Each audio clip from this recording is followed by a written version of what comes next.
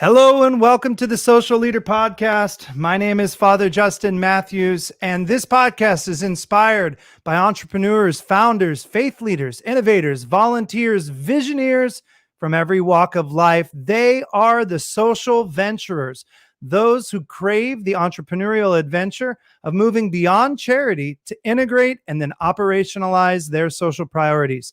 Social leaders are the true leaders among us, who forge sustainable solutions to solve our community's most tangled problems. Welcome to the show. Hey, I'm Father Justin Matthews. And real quickly, before we begin, I want to let you know that this podcast is presented by Reconciliation Services. We're a nonprofit social venture in Kansas City working to cultivate a community seeking racial and economic reconciliation to reveal the strength of all. And if you're inspired by what you hear on today's show, and I know you're going to be, you're going to want to learn how to lead with greater creativity, authenticity, and social impact by checking out thesocialleader.org. That's my new online e-course, The Social Leader Essentials. And when you enroll in this course, you're going to get access to over 2.5 hours of leadership training that's going to help you adopt a social entrepreneurial mindset, help you root out bias in yourself and in your team, as well as help you embrace a trauma-informed and strength-based leadership style. And the coolest part about the whole thing is that all of the proceeds from this course are used to fuel the social and trauma therapy programs at Reconciliation Services. So go to thesocialleader.org today and check it out. Well, I am really excited to welcome to the show a friend from Kansas City and a guy who's just doing incredible work, particularly at the Grooming Project. His name is Jarrod Sanderson, Director of Housing and Programs for the Grooming Project. Jarrod, welcome to the podcast. Thank you, Father Justin. I appreciate you having me. Yeah, absolutely. Well, real quick, before we jump in, I'm going to share this website, thegroomingproject.org, thegroomingproject.org. And if you are watching online right now on Facebook or YouTube or wherever you pick this up, you're definitely welcome to comment and chat. We'll see if we can bring you in the show and if you have questions. Now, Jarrod, you're not the founder of the Grooming Project. Correct. Because I'm pretty sure her name is Natasha. And we were hoping to have Natasha and you on today, but we were able to get you on. I know that things have been so busy, and I think Natasha's moving or something as well. But we need to know about the Grooming Project, and we need to know more about you. So introduce us a little bit to the Grooming Project, if you would. Sure. I'm a consolidation prize today. And funny story, I actually was on the founding board member. So in some sense, in a sliver of a way, I have some ownership of the founding as well. Absolutely. Yeah. So EPEC, the Grooming Project, EPEC is empowering the parent to empower the child. And that's the actual name. The Grooming Project was intended to be one of the workforce programs within EPEC, and then it really took off. So now we have a bit of a problem with the recognition of it, because that name's actually more popular than EPEC, which was the original name. So if you see EPEC or the Grooming Project, it is a reference to the same thing. The Grooming Project is essentially a job training program for what is primarily homeless single moms. That was the initial target group. That's still mostly who we serve. But the basic idea is that there's really not a whole lot of opportunity without a living wage. There are some ways that people can find stability and happiness and hope, but quite often the job is the way that we can get there. It's the way that we can guarantee that we can get our basic needs met. And so Natasha tells this story better than I do because it's hers, but I've heard it enough that I think I can accurately capture it. She was working in a shelter, I believe, and was the workforce coordinator of that shelter.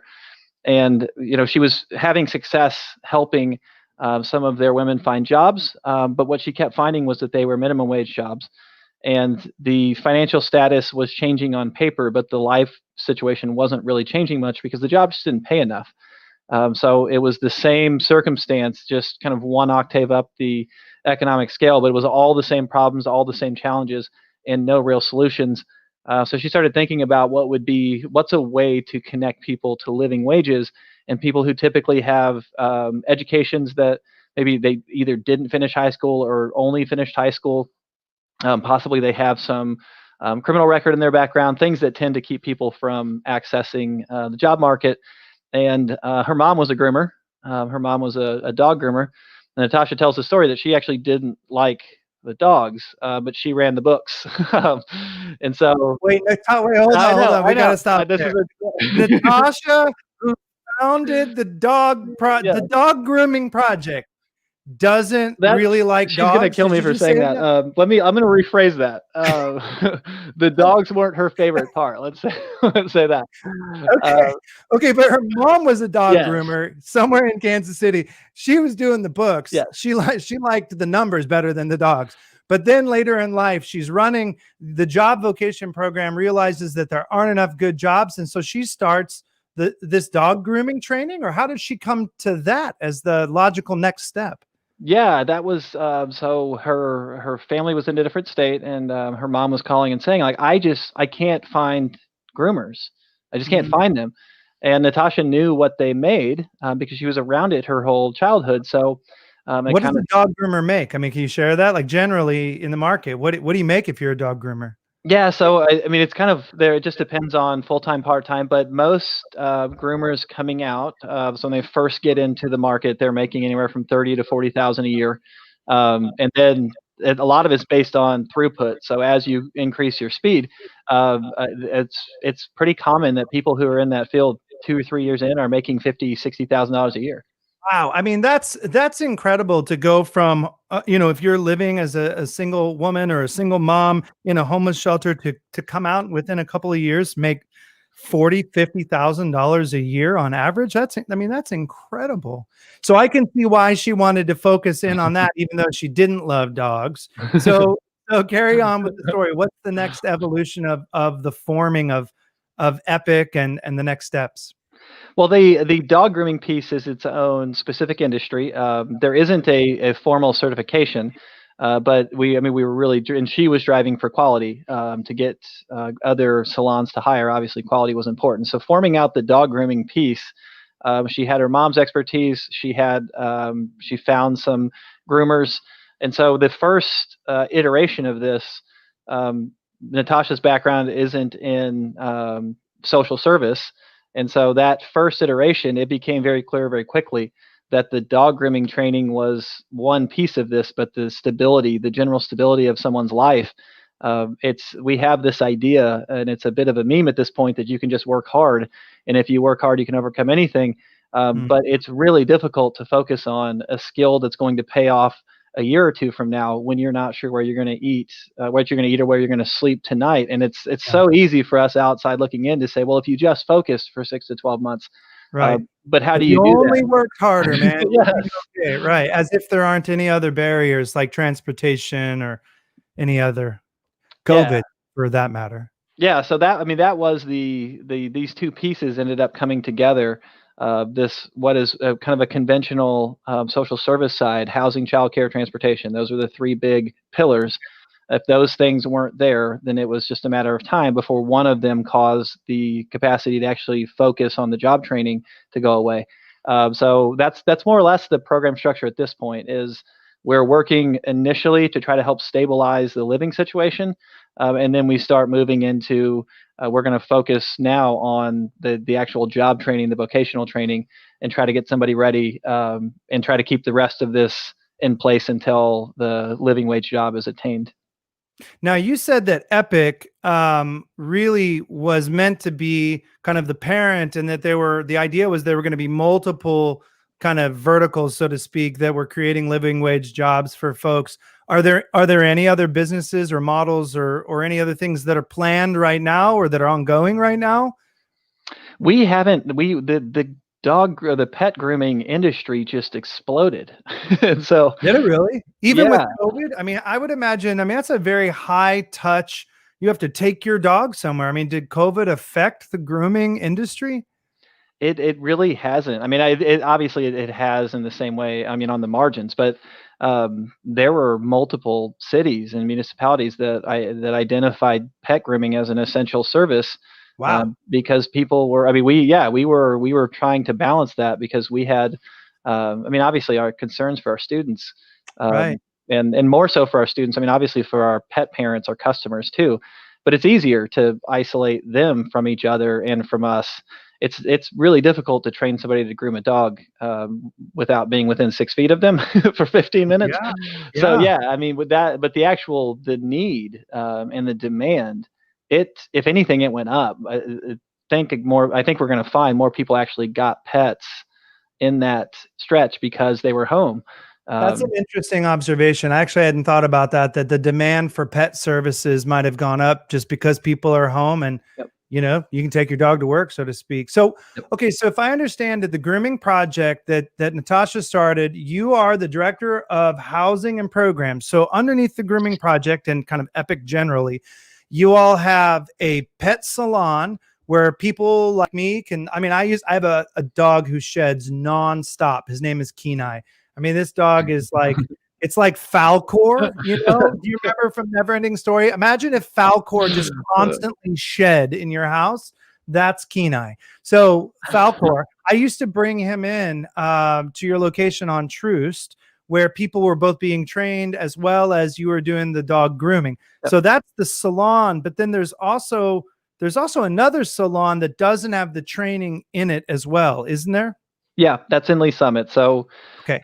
the intent for that was some of our graduates interested in opening their own salons. We use that as a site for them to get the experience running a business. Okay. And so I think in the future, as we replicate, we're likely just going to combine those two models for a number of reasons. I mean, I think we're pretty successful out there. I mean, we like the space, so we don't have any intention of ending it. But I think moving forward, we may combine those two, the salon idea and the school idea, into one central location, just for the sake of combining resources. And I think it's helpful for our students to have graduates in that same room who are training on a different aspect of this Right. industry. So yeah, I think in theory it made sense to separate them, and we've had, I think, the success that we were looking for. But moving forward, I think it makes more. I think we've learned enough to know that we can combine them and still be successful. Okay, so I have to ask the question though. So generally speaking, and we're going to move on past just the grooming project, but I really want to get the understanding of this because this is a social venture. This is a business, but it has a purpose. It has a mission beyond just dog grooming. And I want to get to that in a second, but let's focus again a little bit on the structure. So you've got folks that are training underneath professional groomers. You've got a salon. Those are being combined or are combined in the future. And anybody can come in. They can even go to the website, thegroomingproject.org. They can make an appointment. But also, if I need a job and I want to get trained, I noticed that on your website, you can actually go there and apply to be a part of the program. So, first of all, is it for women only? Because I've heard you mostly talk about moms. And second of all, like, kind of be honest, like, how many dog groomers do we need in one city, and how Yeah. many can you really train at one time? Like, isn't there a kind of a cap on the business model just based on that fact? How does that work? Yeah. So first question first. The target population is moms with young children. We do have some males who come through the program, so that it's certainly welcome to apply too. I think that yeah, that one's a quicker one to answer. Your second question about market saturation, that is definitely one of our considerations. The feedback that we've got some great partners, in part because we're training groomers that then get picked up by other salons, the Petcos and PetSmarts of the world, including some of the locally owned salons. And so they're willing to share some of their market analysis with us about what the market can bear. And it looks like we aren't going to be close to saturating that market, even if we quadrupled the number of students that we were So training wait, and you're saying graduating. your students are getting hired by Petco, by big national brands here in the city, but throughout the region or other places as well? Where are they getting hired? It's mostly here in the city, just and primarily for transportation reasons. It's mostly yeah. I mean, we've got a really good group of salon partners that we work with, and I mean, Petco and PetSmart are really the two that are the most helpful on the just the market analysis side. And yeah, I think every indication is that we're a long ways away from ever coming close to saturating that market, because like pet, especially dogs. It's almost, I mean, it seems like the millennial generation is in part replacing children with animals. And so we have like a growing Fur babies. number of, yeah, exactly. Yeah. And so Okay, so let me ask this question, and I want to get the next place I want to go is actually to talk about the students, because they're the reason this thing exists. But are you all partnering with veterinarians? Are you partnering with product companies and putting out your own food or grooming supplies? Or, I mean, how much of a business is this? Is it multifaceted like that?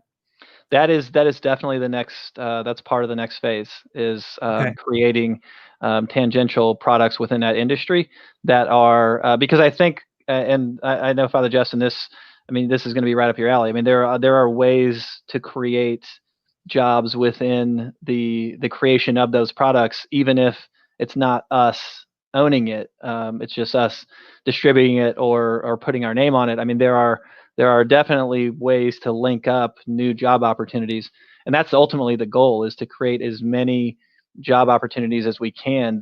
And the other piece of it is that living wage piece, and that's Yeah. where it gets a bit difficult with some of those other industries, is that if we're not controlling it, it's really difficult to ensure that somebody makes the wage and is treated fairly. Yeah, I mean, gosh, we have over at Reconciliation Services, we have over 5,300 clients a year, unduplicated individuals, and 99% of those are living below the federal poverty line. So just imagine, you're a single mom with a couple of kids, and you're living on less than $24,000 a year. I mean, it's impossible. Or maybe you're slapping together two part-time jobs, no benefits, no PTO, to have one good job, full time, good, decent wage with benefits. I mean, that reshapes family trees. I mean, that changes trajectories for generations, really. Let me ask you a question. And again, if you're watching online and you want to ask a question either about social leadership, social venturing, or the Grooming Project, feel free to chime in. But I want to ask you a question. We've had a couple of our clients from Reconciliation Services and our Reveal trauma and depression therapy program. We've partnered with you all, and we've had a couple of our young women have gone through and gotten jobs. And one of them I'm thinking of in particular, I don't have permission to use her name, but she became a dog groomer early on, was one of the early graduates. Tell me about the women that are coming, that are a part of the program. Is there sort of a story? Can you help us understand their lived experience and what this opportunity for a good full-time job means to them, Jarrod? Yeah, yeah. I mean, it's obviously it's not a monolith, but just going on kind of the aggregate background. I mean, we have pretty good data on that, and we're generally talking about people who have lived their entire life in poverty. So born into circumstances where things were unstable. The home environment was unstable, was changing pretty frequently. Generally, a pretty high propensity for abuse and neglect, either by caretakers or by somebody else. We have a lot of people who've been victims of domestic violence. So, I mean, you're really just talking about kind of all of the terrible things that can happen to someone are quite often in the background of the people that we work with. We really try to focus on people with younger children. It's not that we don't accept people with older children. We do sometimes, but the priority is younger children, in part because we want to try to help stabilize that environment while that child's still in kind of a pivotal developmental stage. But it's a lot of trauma. It's a generational poverty. That's probably a lot of the same things that you see with Reconciliation Services and the people that you serve there. Well, I can't imagine, how amazing it would be if all of a sudden, if I was living in a women's shelter or a domestic violence shelter and I had my kids, and then all of a sudden I had the opportunity to come and have this career path, the sort of instant career path, but not just that, the instant community that comes from a work environment and a dignified work environment. What do you all do about housing? I mean, your title is, Director of Housing and Programs. I mean, somebody's living in a shelter, they have a job, but shelters closed during the day. What do the ladies do for living and for transportation while they're studying? I mean, are you paying them so they can get an apartment even while they're studying? How does that work? Yeah, we pay a $500 a month stipend for being in the program, and that's obviously not that's the best that we can do, and it's helpful. The hope is that there's some form of other income for some of our moms. There isn't. It's that 500 that they have to figure out how to stretch, but that was 500 more than they were getting previously. So Right. there's at least something to work with there. The housing side, this is kind of a two-part question. We are in the process of finishing a 6-unit dorm because it's just such a struggle sometimes to find safe, affordable housing. And so that dorm will house 6 families at a time. We generally have student groups of 10 to 15, so it won't be everybody, but it's also generally the case that about half of our incoming students are okay on the housing side. They've got something that's safe, something that's stable. Okay. For those individuals and up to this point, it really is just patchwork. I mean, it really is just every situation is different. We have some partner organizations that are providing kind of a dual program where it's housing and treatment or support of something. Those organizations have been fantastic to work with. We have a couple of landlords who are friendly to the cause, but it really is just when people don't finish the program successfully, it's almost entirely because of housing disruptions. So there's a question that just came in from Jody. She says, do you have programs around trauma awareness and education for participants actually built in? You said you have partners. We do. So our the social service side, even though the integration of the grooming and social services is crucial here, the social service curriculum includes soft skill and social and emotional development training.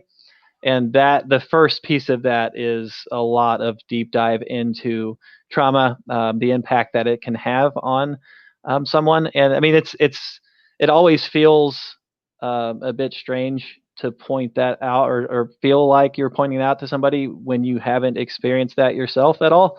But there's always leaving that door open and expressing it in a way of this is your story and it's up to you to decide how this fits for you.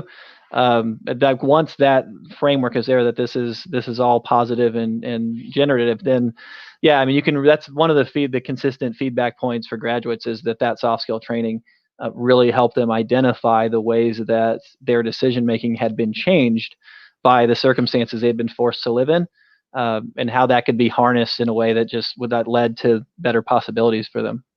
Well, I want to make sure we get the website out there again before we move on to the next topic, but that's thegroomingproject.org. Jarrod, what's the biggest need that the Grooming Project has right now? I mean, you talked about the barriers of housing, but running an organization, even if it's a social enterprise, it still requires donors and fuel and volunteers. But what's your greatest need right now? How can people help? Yeah, I mean, I think really, if we go back to the 3 pillars of time, talent, and treasure, I mean, we really do thrive on volunteers. We get a lot of volunteer support. That's always helpful. I think some partnership and expertise around some of those other social businesses. I mean, that's one of the reasons that we haven't spun that off yet. Is that it's I mean, we've tried, but we also have this big thing that we're trying to make sure we get right. And so expertise in some of those other tangential industries would be great. And then I would be remiss if I didn't say money is always nice too. We're doing what we can to supplement this with the earned revenue from the social business, but that support is always welcome. But really the expertise that we get, I mean, we have a great group of advisors that come from a number of industries that give us a lot of really great guidance on how to position ourselves and maneuver ourselves in what is at its core a for-profit space too. And that's, I think, a bit different. No, but you're set up as a 501c3 nonprofit, right? Yes, yes. Okay, We so are. let's get into that because people may not know that from the interview so far, but you and I have gotten to work together because you did some consulting and partnership with Reconciliation Services on in another context on some of our social entrepreneurial work like Thelma's Kitchen and other things, and our trauma work.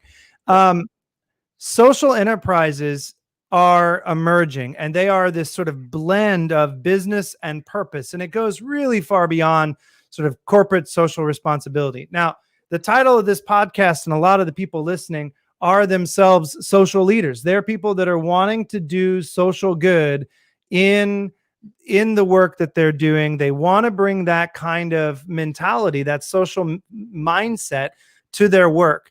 Tell us what your definition is of a social enterprise like the Grooming Project, and what's the potential of this kind of a sector in the domestic sphere to make a difference? Yeah, I mean, I think it's on some level it's marketing or like harnessing existing market forces to achieve social good. I mean, I think that's at its core what it is. It's really difficult to sustain something if you are manufacturing a market for it. If you're not able to tap into something that already exists, then not only do you have to sustain the service, you have to sustain the market too. And it's just artificially, you can only inflate that so long. So for better or worse, I think there are good discussions to be had about if the structure itself is the right one. But this is the one we've got to play with. So within that space, finding ways to tap into existing markets and using those to spin off the kind of social change that we want to see, it's the most likely to be sustainable because it doesn't require inflating or deflating anything else that already exists. Well, there's a comment that just came in I want to bring up. Tammy said, big brothers and sisters would love to offer mentors to the children of the moms that you serve.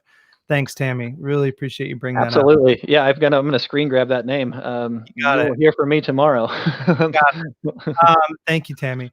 So, when we talk about social enterprise, one of the things I think that most people in the world consider as normative is that if I want to do something good, I got to do it outside of business. Yep. If I want to do something good, not just giving charity. If I do well in business, I can give charity. But if I want to do something like end homelessness or create living wage jobs for low-income moms coming out of shelters or transitioning, well, I better go start a nonprofit, and I better raise donations, and I better write grants, and like the whole old school nonprofit train, right?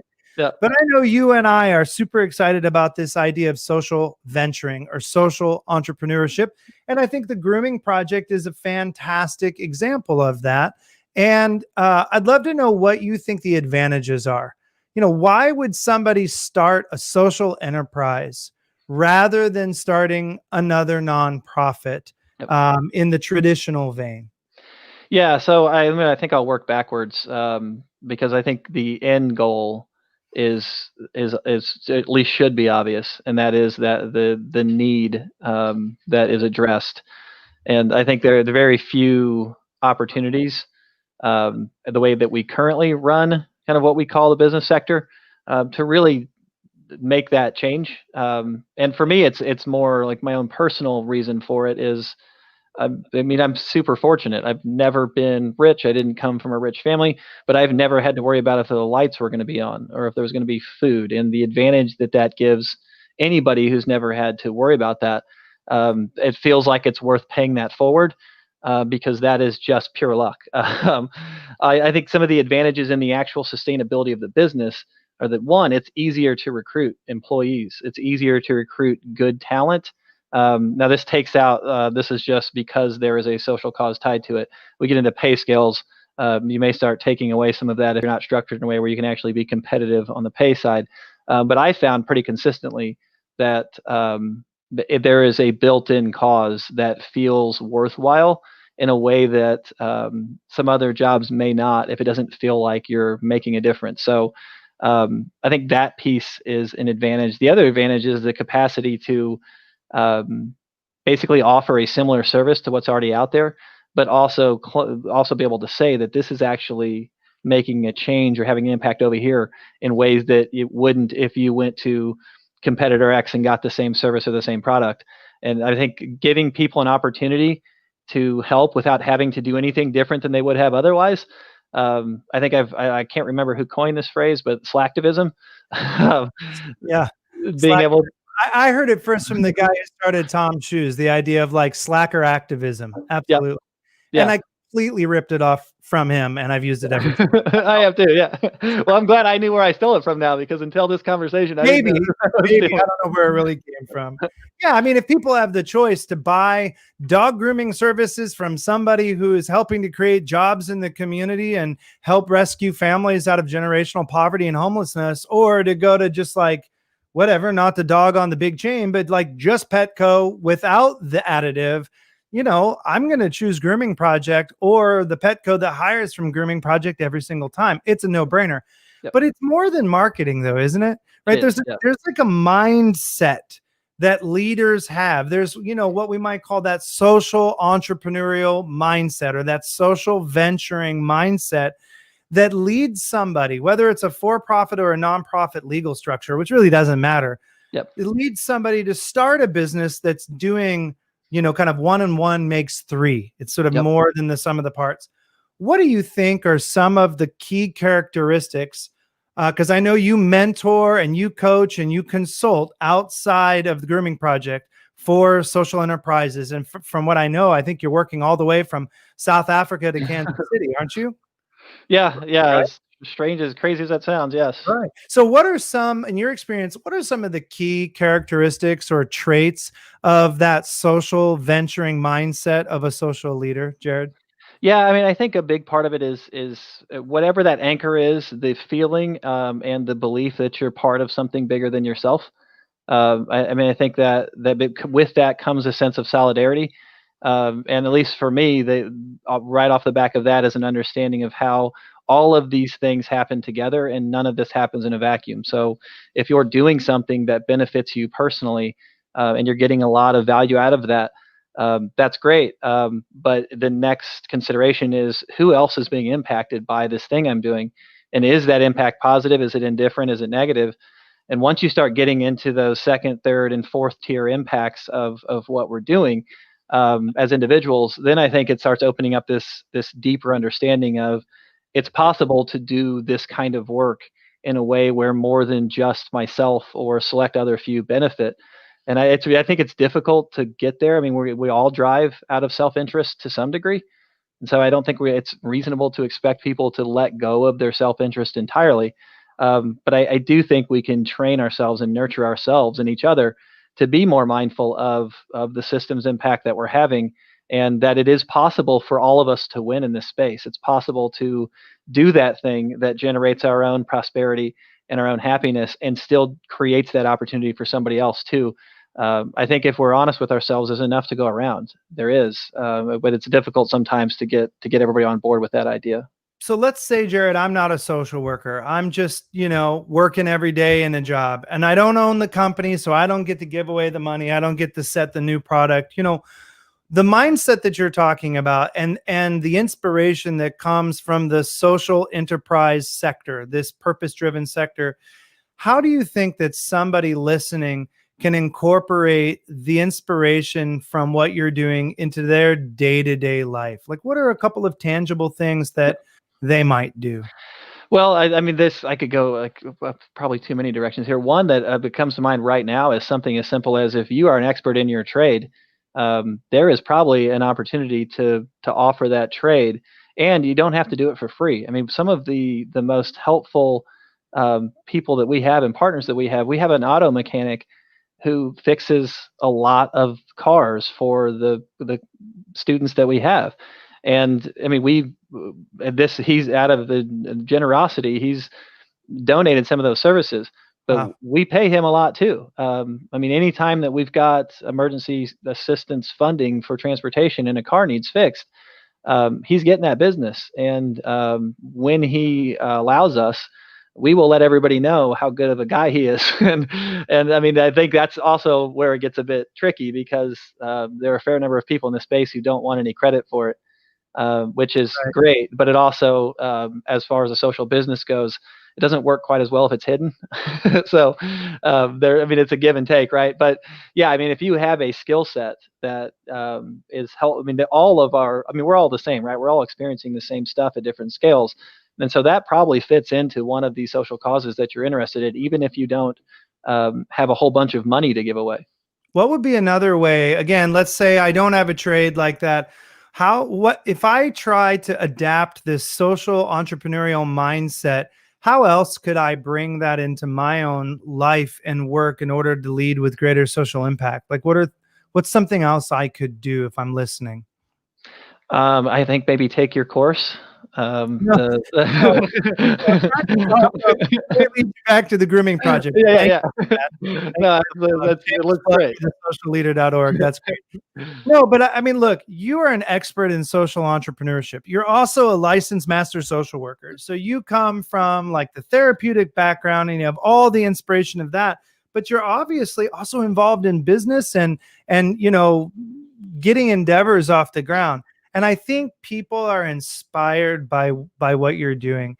If there were like 2 or 3 things that maybe in your own life that are practices that help you sharpen the saw, keep you focused on that purpose-driven perspective, what are 2 or 3 things that you do to help keep you focused on that social impact in your work, no matter what you're doing?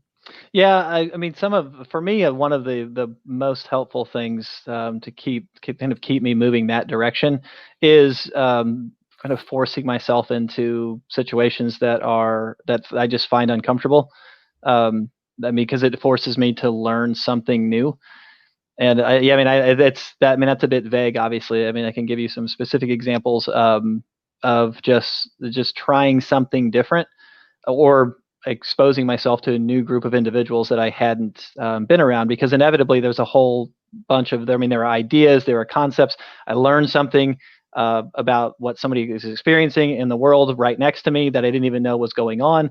And so, I think that like constantly finding ways to make yourself uncomfortable, safe ways to make yourself uncomfortable, is just a way to expand that understanding of there are needs all around us that maybe we could help with, and maybe we're involved in something that we could spin off, but we didn't even know that it was over there. I mean, on some level, that's what the Grooming Project is for me. So get comfortable with the uncomfortable and practice that in safe ways with good boundaries in your own life.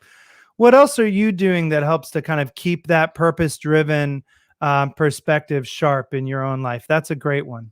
Yeah, I think the idea of, I mean, I know this is cliche, but the searching for triple bottom lines, taking whatever you're doing right now and looking at it from a couple of different perspectives. Again, who it's benefiting, and then are there other opportunities? I mean, I think we get kind of stuck in binary solutions. It's got to be this or it's got to be this, and there's generating some type of adjacent strategy that very well could be just as effective. We just haven't thought about it that way. And Right. I think one of the things that, for better or worse, has happened during this pandemic is we saw some local organizations repurpose overnight in ways that they probably never intended to do, and some of them had some really big impact really quickly. Will they continue to do that after the pandemic need is gone? That's anybody's guess. But I mean, I think that what it does prove is that it seems like a long slog, but with the motivation and the understanding that there is actually a solution here that maybe wasn't seen before, that it can actually happen pretty quickly. Yeah. Well, let me jump back as we close up. There's another question that came in from Rick and Angela.